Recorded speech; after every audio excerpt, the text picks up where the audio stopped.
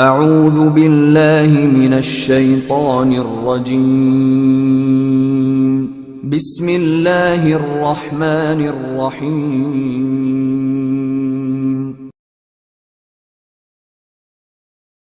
زکوٰۃ کی اہمیت، اس کے نہ ادا کرنے پر اللہ تبارک و تعالیٰ کی جانب سے کیا نقصانات ہیں اور اس کے کچھ فوائد بھی ہیں، اور نظام زکوٰۃ، نصاب زکوٰۃ کیا ہے، انشاءاللہ آج اس کا تذکرہ ہوگا۔ اللہ تعالیٰ سے دعا کرتا ہوں اللہ تبارک و تعالیٰ کہنے اور سننے سے زیادہ عمل کی ہم تمام کو توفیق دے، آمین۔ اللہ تبارک و تعالیٰ نے زکوٰۃ کا جو نظام رکھا ہے وہ سن 2 ہجری سے شروع ہوتا ہے۔ یہ سن 2 ہجری میں زکوٰۃ کو اللہ تبارک و تعالیٰ نے واجب قرار دیا۔ قرآن مجید میں دوسری آیات اور دوسرے احکامات کو ملاتے ہوئے اللہ تبارک و تعالیٰ نے تقریباً 82 جگہ پر 82 جگہ پر زکوٰۃ کا ذکر کیا ہے، اور سب سے زیادہ ذکر اللہ تبارک و تعالیٰ نے اس زکوٰۃ کے سلسلے میں بتلایا کہ اس کی اہمیت اور اس کی افادیت کیا ہو سکتی ہے۔ جہاں جہاں اور جو اللہ تبارک و تعالیٰ نے نماز کا حکم دیا ہے، اسی کے ساتھ اور اسی کے پیچھے زکوٰۃ کا حکم بھی شامل و داخل رکھا ہے، اور بالخصوص اس کا بڑا فائدہ بھی ہے۔ اگر ہم دیکھیں تو اللہ تبارک و تعالیٰ نے جو فائدہ ذکر کیا ہے، اور عام طور پر جو اس کا فائدہ نظر آتا ہے، اس کا فائدہ بڑا اہم اور بڑا کثیر ہے، جس کو آج ہمیں اور آپ کو سمجھنے کی ضرورت ہے۔ اللہ تعالیٰ نے کہا والذین ہم فی حق معلوم للسائل والمحروم، جو اپنے مالوں کے اندر مقررہ حصے کو نکالتے ہیں، مقررہ حق دیا کرتے ہیں۔ کن لوگوں کو دیا کرتے ہیں؟ للسائل والمحروم، سوال کرنے والوں کو بھی دیتے ہیں، اور جو سوال سے پیچھے رہ جاتے ہیں، یعنی مسکین لوگ مانگتے ہوئے نظر نہیں آتے ہیں، ان کو بھی دیتے ہیں۔ یہ اللہ تبارک و تعالیٰ نے فائدہ ذکر کیا کہ جو لوگوں کو مال دیا جائے گا وہ مال ایسا کہ جو مانگتا ہے اور جو نہیں مانگتا ہے، یہ دونوں کے لیے بڑا فائدہ ہوگا۔ اور ایک اور مزید فائدہ ہمارے اور آپ کے لیے کہ جو مال ہے جو اللہ تعالیٰ نے انسان کو دے رکھا ہے، یہ اللہ تبارک و تعالیٰ کا دیا ہوا مال ہے، اور اس مال کو جو اللہ نے تمہیں دیا ہے، اس کو صرف امیروں تک ہی محدود نہ کر دیا جائے کہ وہ انہی کے درمیان گھومتا پھرتا رہے۔ غریب ہے، مسکین ہے، فقیر آدمی ہے، تو ان تک اس مال کو نہ پہنچایا جائے۔ اس غرض سے اللہ تبارک و تعالیٰ نے اس زکوٰۃ کی اہمیت کو اجاگر کیا۔ زکوٰۃ کے فوائد میں سے ایک فائدہ یہ کہ جو شخص اس زکوٰۃ کو ادا کرتا ہے، اللہ تبارک و تعالیٰ اسے پاک کر دیتا ہے۔ اور اس کا فائدہ یہ کہ اللہ تبارک و تعالیٰ مالوں کے اندر زکوٰۃ نکالنے سے اس کے اندر بربادی سے انسان بچ جاتا ہے۔ جو لوگ مال نہیں نکالتے ہیں، اس میں اتنی چاہت بھر جاتی ہے مال کی کہ وہی مال اسے آگے چل کر برباد کر دیتا ہے۔ اللہ تبارک و تعالیٰ نے اپنے نبی صلی اللہ علیہ وسلم کو مخاطب کر کے کہا کہ اے نبی صلی اللہ علیہ وسلم تطہرہم وتزکیہم، اے نبی ان کے مالوں کو آپ لیجئے اور ان کو پاک کر دیجئے، ان کو صاف کر دیجئے، وصلی علیہم، اور ان کے حق میں دعائیں کیا کیجئے۔ کہ اللہ کے نبی صلی اللہ علیہ وسلم نے زکوٰۃ کے فائدے کے سلسلے میں بعض باتیں رکھی کہ مال زکوٰۃ ادا کرنے سے انسان کا مال پاک ہوگا، صاف ہوگا، اور ساتھ ہی ساتھ وہ ان کے لیے دعائیں خیر کی جاتی رہے گی، تاکہ ان کے اندر لالچ، بخل ایسی چیز داخل نہ ہو جائے جس سے ان کے مالوں کو خرچ کرنے میں انہیں آڑ بن سکے، روک سکے۔ حاضرین گرامی، آپ لوگوں کے سامنے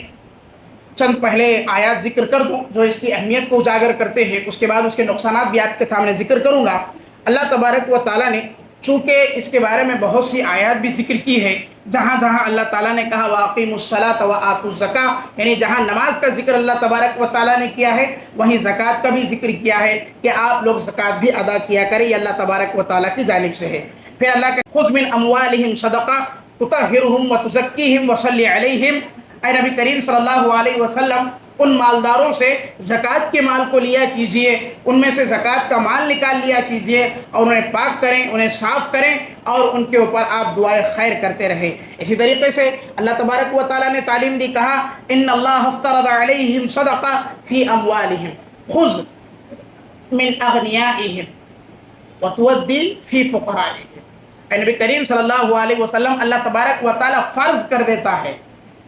اللہ تبارک و تعالیٰ زکوٰۃ کے ان مالوں کو جو لیا جائے گا ان کے ہی مالداروں سے،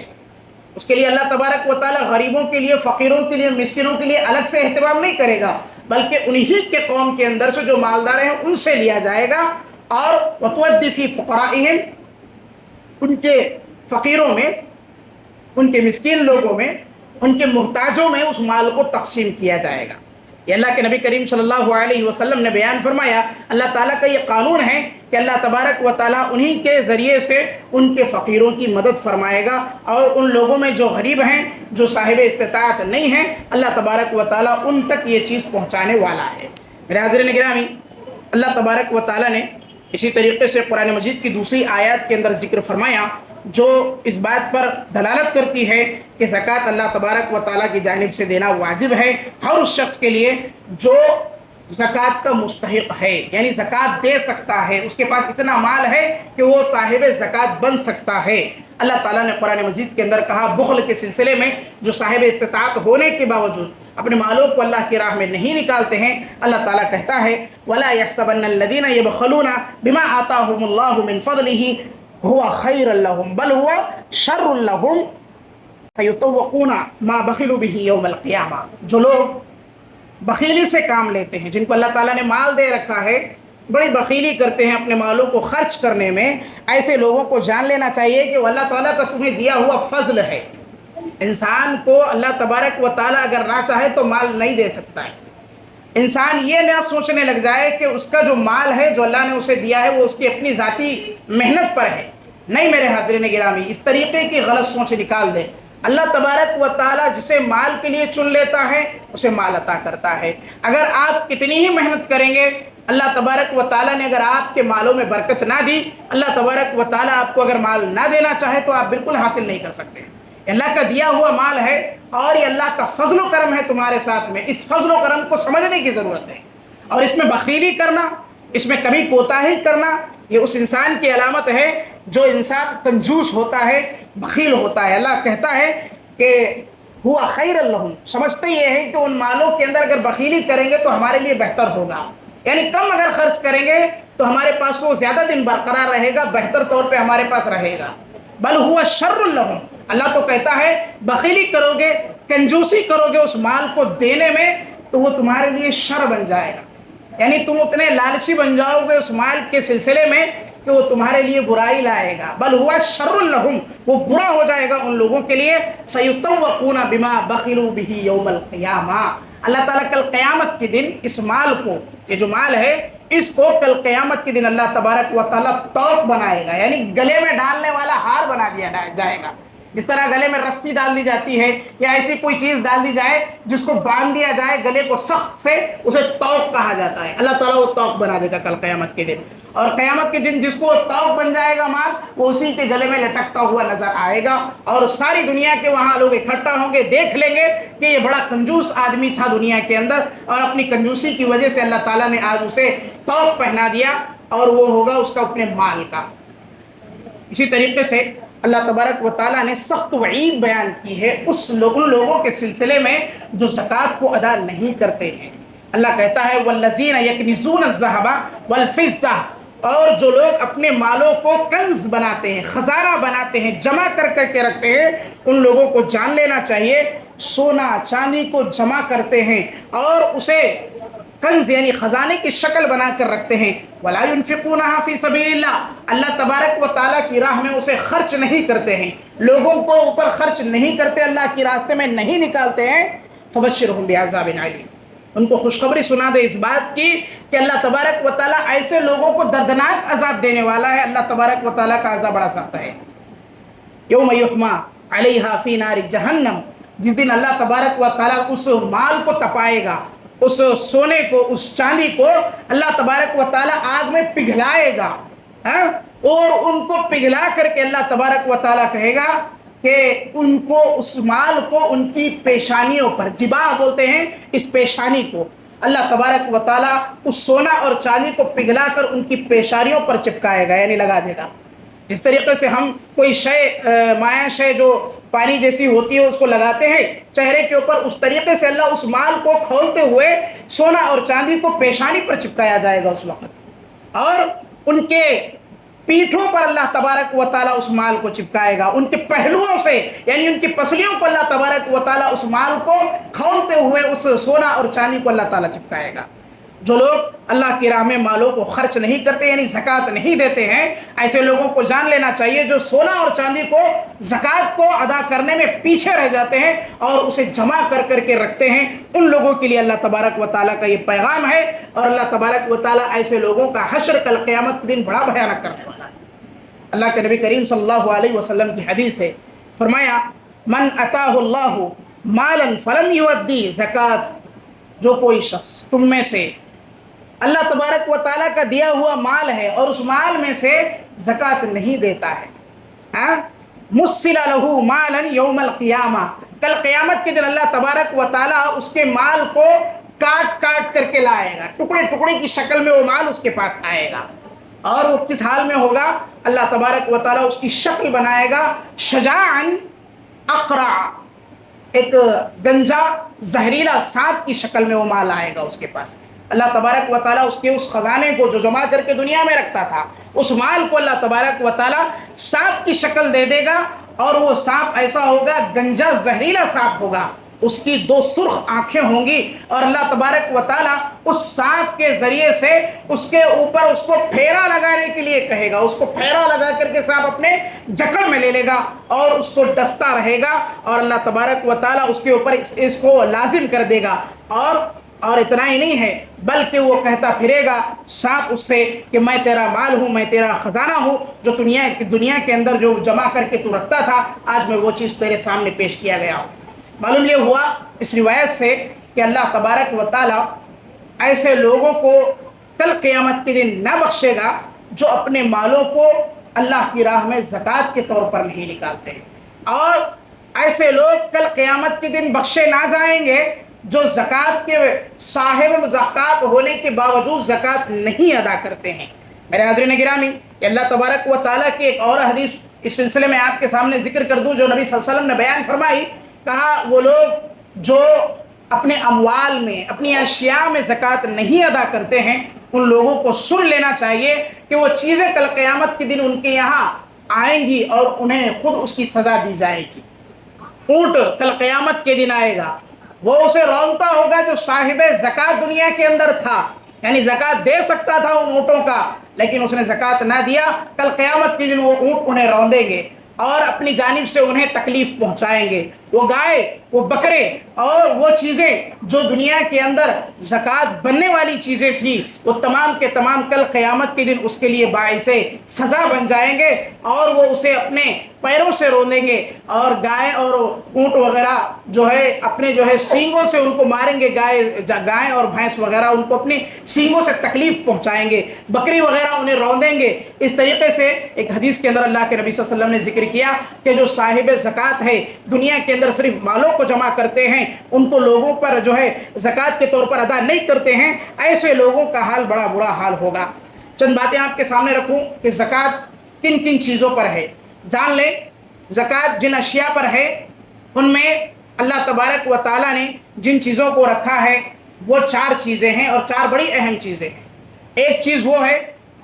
जो सोना और चांदी के अंदर ज़कात अल्लाह तबारक व ताला ने रखी है। इसी तरीके से जानवरों में अल्लाह तबारक व ताला ने ज़कात रखी है। इसी तरीके से खेत में अल्लाह तबारक व ताला ने जो उससे निकलने वाली अशिया है उसमें ज़कात रखी है। ये अल्लाह तबारक व ताला की जानिब से ज़कात का हुक्म है हम तमाम के लिए। पहली चीज़ की तरफ चलते हैं कि अल्लाह तबारक व ताला ने जिन अशिया में ज़कात रखी है, उमूमन हमारे और आपके पास जो चीज़ें निकलती है वो ये होती है कि जिन अशिया का हम ज़कात जो है निकाल सकते हैं उनमें अव्वल चीज़ है सोना और चांदी। मकदार ये है, अल्लाह के नबी करीम सल्लल्लाहु अलैहि वसल्लम की जानिब से सोना और चांदी की मकदार के बारे में आप सल्लल्लाहु अलैहि वसल्लम ने फरमाया कि उस ज़माने के हिसाब से अगर देखा जाए तो दीनार व दिरहम हुआ करते थे और 20 दीनार जो है सोना अगर किसी के पास होता तो उसी के हिसाब से जो है ज़कात की अदायगी होती है, अगर उससे कम होता तो ज़कात नहीं होती। तो आज के दौर के हिसाब से अगर देखा जाए तो सोना और चांदी में ज़कात का हिस्सा जो बन रहा है 87 ग्राम अगर किसी के पास सोना है, यानी आम तौर पर अगर देखा जाए तो 7.5 तोला सोना अगर किसी के पास मौजूद है, 87 ग्राम है تو اس کے اوپر زکوٰۃ واجب ہو جاتی ہے، اور اگر اس سے کسی کے پاس کم ہے تو اس پر زکوٰۃ واجب نہ ہوگی، اور اس سے زیادہ کی کوئی حد نہیں ہے، اور اسی حساب سے جتنا سونے کا جو ہے ریٹ بڑھتا رہے گا یا سونے کا تولہ بڑھتا رہے گا، گرام بڑھتا رہے گا، اسی حساب سے اس کے زکوٰۃ میں اضافہ ہوتا رہے گا۔ اسی طریقے سے چاندی میں اللہ کے نبی صلی اللہ علیہ وسلم نے جس کو مقدارن کے طور پہ بتلایا ہے وہ دراہیم ہوا کرتے تھے اس زمانے میں، اور اس کا 40واں حصہ نکالا کرتا تھا۔ آج کے دور کے حساب سے اگر دیکھا جائے تو کسی کے پاس اگر 612 گرام اس کے پاس چاندی ہے، اور اس حساب سے دیکھا جائے تولے کے حساب سے تو 52.5 تولہ اگر کسی کے پاس چاندی ہے تو ایسی صورت میں اس پر زکوٰۃ واجب ہوگی اور اسے زکوٰۃ نکالنا ہوگا۔ بڑی اہم اور نوٹ کرنے کی باتیں ہیں، اس کو آپ ذہن میں رکھیں کہ اگر کسی کے پاس اتنا سونا یا چاندی موجود ہے تو یہ شرعی اعتبار سے ایسے شخص پر واجب ہو جاتا ہے کہ وہ زکوٰۃ ادا کرے۔ اسی طریقے سے اگر کسی کے پاس گائے ہے، بیل ہے، بکرے ہیں تو ایسی صورت میں ان کا کیا حکم ہے کہ بکریوں میں زکوٰۃ کس طریقے سے ادا کی جائے گی۔ عموماً ہمارے بہت سے احباب میں بکریاں پالتے ہیں، تو ان لوگوں کو جان لینا چاہیے کہ بکریوں میں اللہ کے نبی کریم صلی اللہ علیہ وسلم کی جانب سے جو مقرر کردہ نصاب ہے اس کی تعداد ہے 40 بکریاں اگر کسی کے پاس ہے تو اس پر زکوٰۃ واجب ہو جائے گی ایک بکری کی، اور اس کی تعداد اللہ کے نبی صلی اللہ علیہ وسلم نے بتلائی ہے کہ 40 سے لے کر کے 120 تک اس کو صرف اور صرف زکوٰۃ اگر ادا کرنا ہے تو ایک ہی بکری ادا کرنا ہے۔ اس کے بعد اگر 121 سے لے کر کے 200 تک تعداد پہنچ جاتی ہے تو 2 بکریاں، اس کے بعد 200 سے 300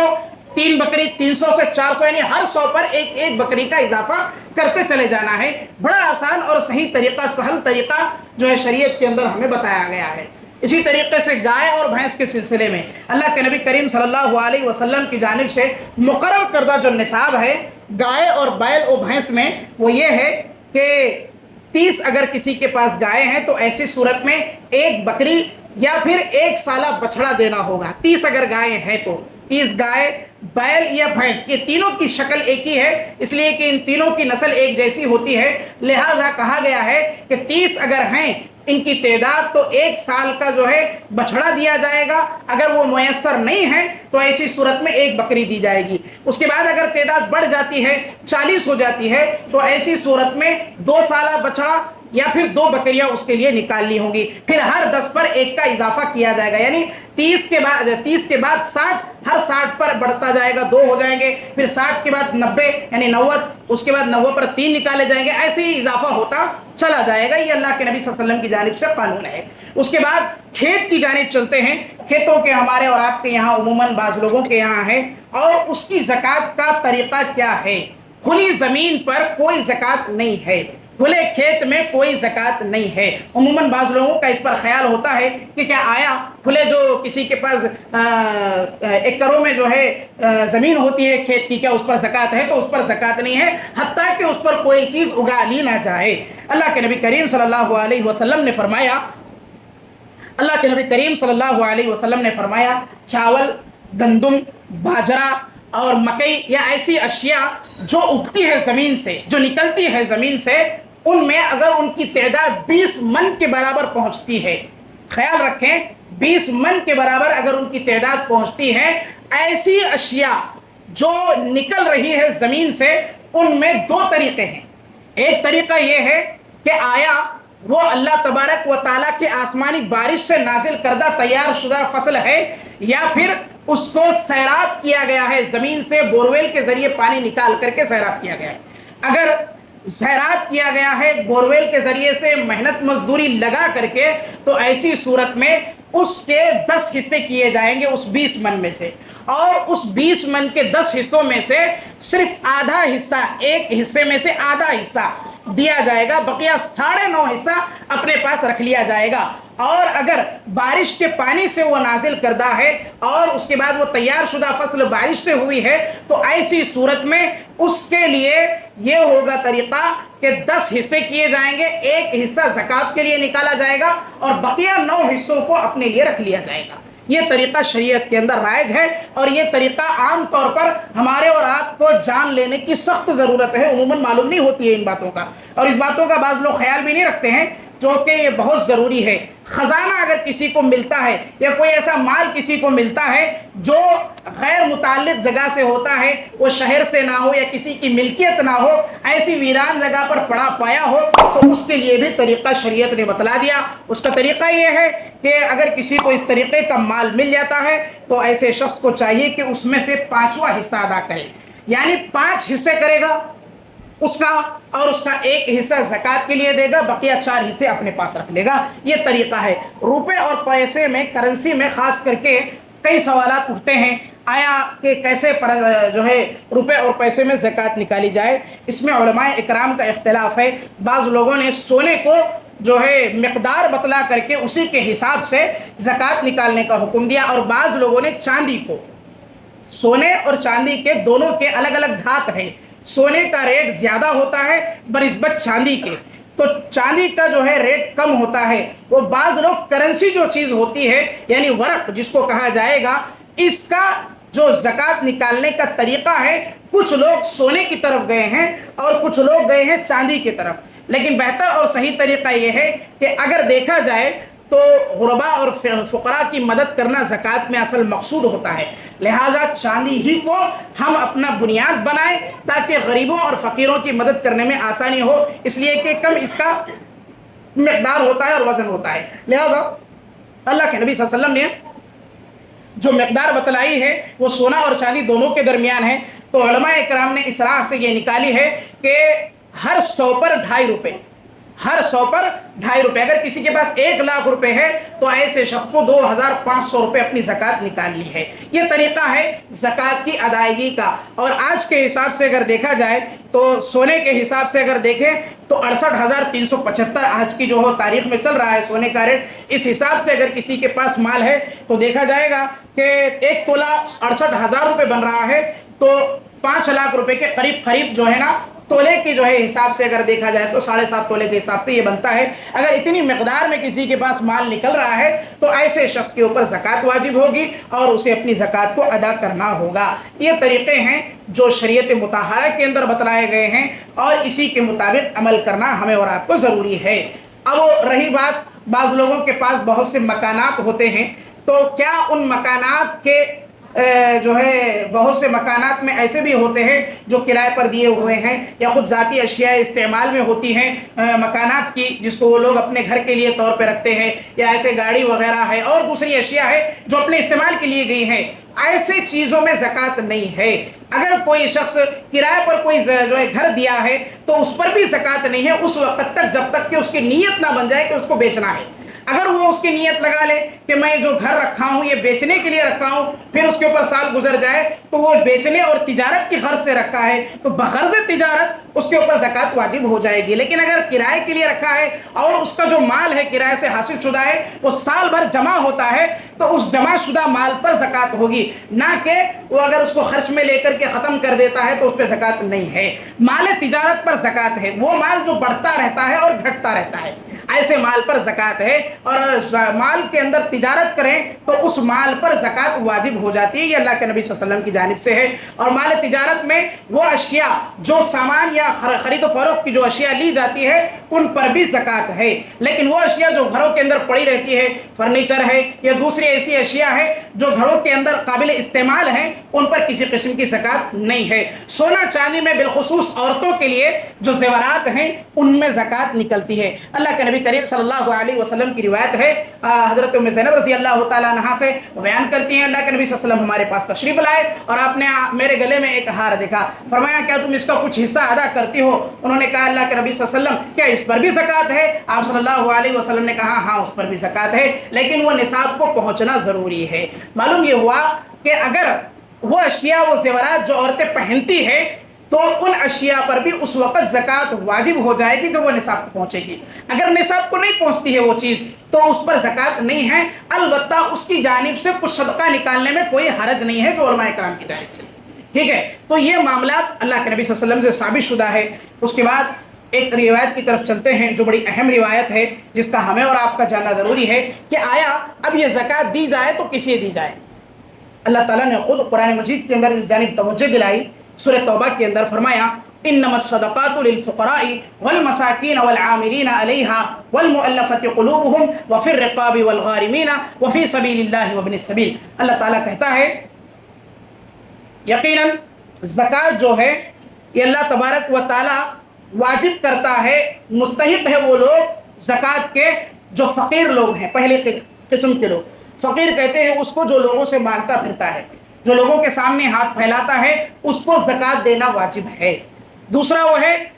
والمساکین، مسکین آدمی جو لوگوں کے سامنے تو حالت اپنے ہاتھ کو نہ پھیلائے لیکن اس کی حالت و کیفیت بتلاتی ہے کہ وہ یقیناً مال کا مستحق ہے، زکوٰۃ کا مستحق ہے. ایسے لوگوں کو زکوٰۃ دی جائے گی، ان کی حالت کیفیت دکھلائے گی کہ یقیناً ان کے پاس کچھ نہیں ہے لیکن وہ لوگوں سے مانگتے اور سوال بھی نہیں کرتے ہیں. والعاملین علیہا، زکوٰۃ کے اکٹھا کرنے والے لوگوں کو زکوٰۃ دی جائے گی بطور اجرت کے، ان لوگوں کو، کیونکہ وہ محنت کر رہے ہیں، وقت اپنا لگا رہے ہیں، تو اس زکوٰۃ کو جمع کرنے والے جو لوگ ہیں، اس کے کلیکشن کرنے والے جو لوگ ہیں، ان کے لیے زکوٰۃ کا مال اللہ کے نبی صلی اللہ علیہ وسلم نے دینے کے لیے کہا. اللہ تبارک و تعالیٰ کا یہ پیغام ہے. والمؤلفۃ قلوبہم، اور وہ لوگ جو اسلام کی طرف تھوڑے سے مائل ہیں، اسلام سے محبت رکھتے ہیں اور اسلام کی طرف جھکتے ہیں، قریب ہے کہ وہ مسلمان ہو جائے، اگر تم ان پر اپنی جانب سے کچھ صدقہ کر دیا کرو، زکوٰۃ کا مال دیا کرو. ایسے لوگوں پر جو لوگ اسلام کے قریب ہیں ان پر زکوٰۃ دیا جائے گا، زکوٰۃ کا مال ادا کیا جائے گا. وفی الرقاب،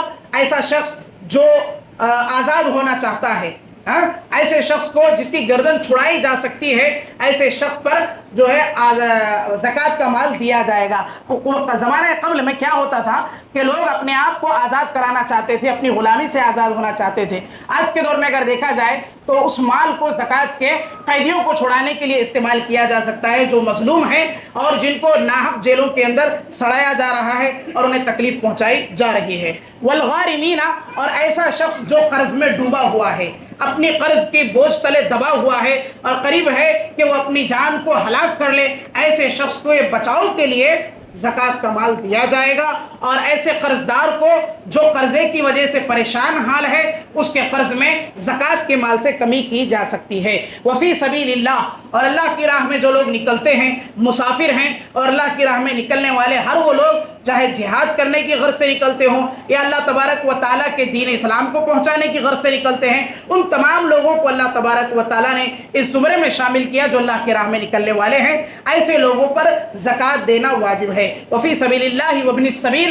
مسافر دور دراز سے کوئی بھٹکا ہوا آیا ہے، اس کے پاس سفر خرچ کی کمی ہے یا اپنے مکان تک، منزل مقصود تک پہنچ نہیں سکتا ہے، ایسے شخص پر زکوٰۃ دینا واجب ہو جاتا ہے. فریضۃ من اللہ، یہ اللہ تبارک و تعالیٰ کی جانب سے فرض کیا جاتا ہے ہمارے اوپر کہ ہم ایسے لوگوں پر زکوٰۃ کا مال دیا کریں. قرآن مجید میں جا بجا اللہ تعالیٰ نے زکوٰۃ کو صدقات سے تعبیر کیا، یعنی نام اس کا صدقہ لیا لیکن معنی و مراد اللہ تبارک و تعالیٰ نے وہاں زکوٰۃ ہی رکھا ہے. جو لوگ زکوٰۃ سے پیچھے ہٹ جاتے ہیں، زکوٰۃ کو ادا نہیں کرتے ہیں، ان کے سلسلے میں بڑی سخت وعید ہے. اللہ کے نبی کریم صلی اللہ علیہ وسلم نے بڑی سختی سے ان لوگوں کے ساتھ معاملہ کیا جو لوگ زکوٰۃ کا انکار کرتے ہیں یا زکوٰۃ نہیں دیتے ہیں. اس کی ایک دلیل اللہ کے نبی کی وفات کے بعد ملتی ہے. حضرت ابوبکر صدیق رضی اللہ تعالیٰ عنہ کی خلافت، آپ کے خلافت کے آنے میں